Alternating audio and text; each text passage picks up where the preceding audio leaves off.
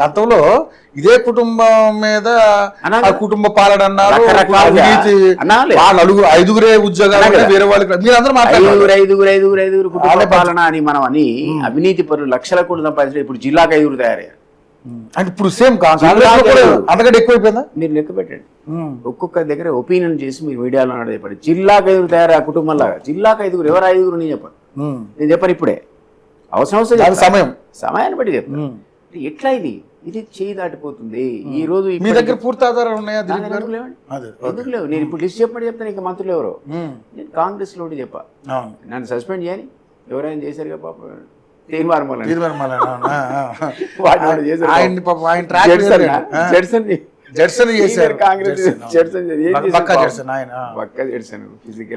మాత్రం ముల్లెక్క తయారైన అందరికి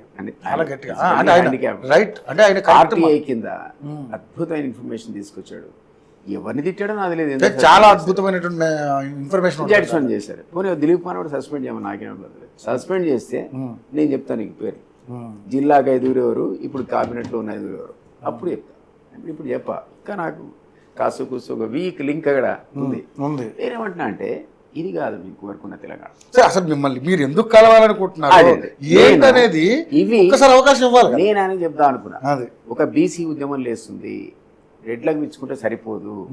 కొంతమంది ఒక ఎస్సీకి, ఒక ఎస్టీకి, ఒక ఇద్దరు బీసీలకి, రెడ్డి గారికి తప్పులేదు అని ఉద్యమం. మల్లన్న అనేవాడు నువ్వే చివరి ముఖ్యమంత్రిని ప్రకటించి ఆడ ఎత్తుకొని తిరుగుతున్నాడు జెండా, ఆడ బీసీ జెండా.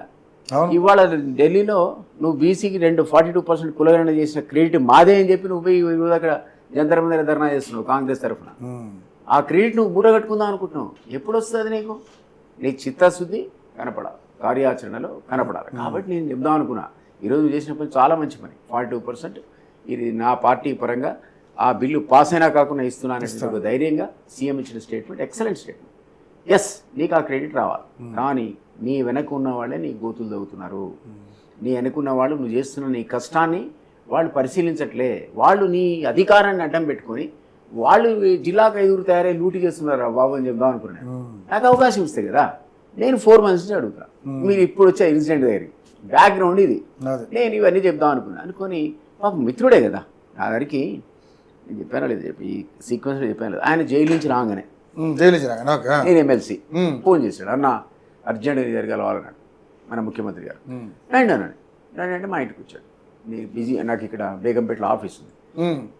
మార్నింగ్ 10కి వస్తే 1 o'clock వరకు టీలు కాఫీలు అన్నీ ఇచ్చి పాపం ఆయన అడిగిన ఇన్ఫర్మేషన్ అంతా ఇచ్చా. ఎందుకు మీకు శత్రుత్వం కేసీఆర్? ఎందుకంటే ఆయనకు శత్రుత్వం, ఆయన తీసుకెళ్లి జైల్లో పారేశాడు. ఆయనకు బగబగ మండుతున్నాడు. వస్తే నేను మొత్తం ఇక బాబు ఇక నాకైతే ఈ కారణాల వల్ల ఆయన నచ్చలేదు, రాసుకున్నాడు, పోయాడు. ఆయనకు సరిపోలేదు డాటా. మళ్ళీ ఫోన్ చేశాడు, అన్న నేను మళ్ళీ వస్తాను దగ్గర రాను. మళ్ళీ వచ్చాడు మన రేవంత్ రెడ్డి గారు. మళ్ళీ 3 గంటలు ఇచ్చా ఇన్ఫర్మేషన్. ఆయన అడిగిన ఇన్ఫర్మేషన్ అంతా చెప్పావు, ఒకటి కాదు ఒకటి ఇది ఇట్లా అట్లా ఆధారాలతో సహా నువ్వు అన్నావు ఆధారాలు చెప్పు, అవన్నీ ఇచ్చా. 2 సార్లు పోయాడు. తర్వాత వాడుకున్నాడు మీడియాలో, ప్రచారంలో కూడా బాగా వాడుకున్నాడు, దంచాడు. మనకు నేను చెప్పిన దానికంటే గట్టిగా తిట్టాడు కేసీఆర్ని. మంచిదే, సంతోషం. మాకు కూడా అదే కావాలి, నువ్వు కూడా అదే చెప్పావు, మంచిది. ఇది నీకు అవసరం, ఉపయోగపడ్డది. నెక్స్ట్ నువ్వు ఎంపీగా కాంటాక్ట్ చేస్తున్నావు. నేను అప్పుడు కూటమి ద్వారా టీజేఎస్ పార్టీలో ప్రొఫెసర్ కోదండరాం పార్టీలో ఉన్నా. ఆ కూటమి ద్వారా నేను అక్కడ కాంగ్రెస్ కూటమి అభ్యర్థిని కాబట్టి మల్కాజిగిరి నుంచి నాకు ఫోన్ చేసి ప్రెస్ మీట్ పెట్టండి, మీ ఇద్దరం వస్తున్నాం అని చెప్పారు. నరేంద్ర రెడ్డి గారు, రేవంత్ రెడ్డి గారు. పెడితే నేను రండి అన్న, మరి నేను నిలబడ్డా కదా అక్కడ కూటమి, నువ్వు ఇప్పుడు కాంగ్రెస్ అభ్యర్థి కదా, నా బాధ్యత కదా. నేను ప్రెస్ మీట్ పెట్టి మా కార్యకర్తలంతా అప్పీల్ చేసి ఇక మా రేవంత్ నీకు విజువల్స్ ఇస్తా, నా పక్కే రేవంత్ గారు 80% గెలవాలి. ఓడిపోయాడు అక్కడ, ఈయన ఓడగొట్టారు. టీఆర్ఎస్ బస్సులలో వాళ్ళు ఎవరు ఓటర్లను తరలించి వేరే ప్రాంతం నుంచి కర్ణాటక వాడిని తెప్పించి ఇంకొకటి తెప్పించి ఆయన ఓట్లు ఆయనకు వ్యతిరేకంగా వేయించి ఆ రోజు కేసీఆర్ మన రేవంత్ రెడ్డి ఓడగొట్టారు కొడంగల్లో. అట్లా వచ్చిన రేవంత్ ఇక్కడ ఎంపీగా పాపం టికెట్ తెచ్చుకున్నారు, వెరీ హ్యాపీ.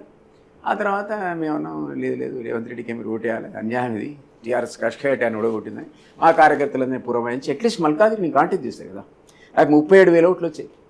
ఎవడో అందులో 7,000 మాట వింటారు కదా. సో వాళ్ళందరూ నేను లేదు రేవంత్ రెడ్డి గెలిపాలి, నేను కష్టపడ్డా. ఆయన గెలిచాడు ఎంపీగా. అంటే థర్డ్